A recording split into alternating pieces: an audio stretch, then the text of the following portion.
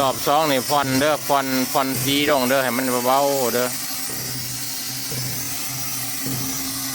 ตัวหน้าอัดคนแรกเลยยากจริงครับอืออัดคนแรกเลยโอ้โห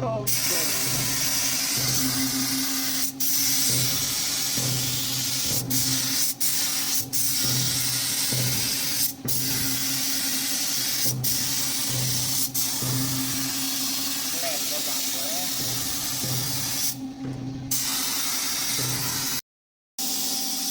โอ้กล่องกระแจงดีเว้ย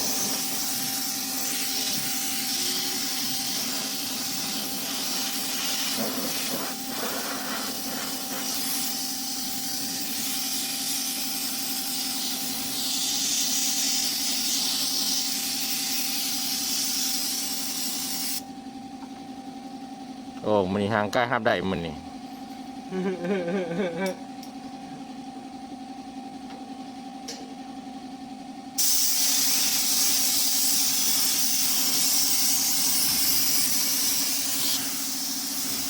ใส่แล้วมันลง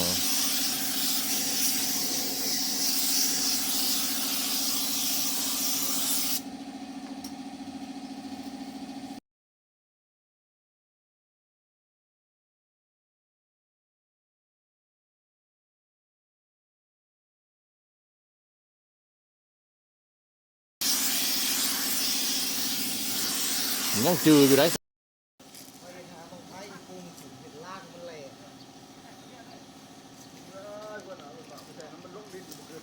โอ้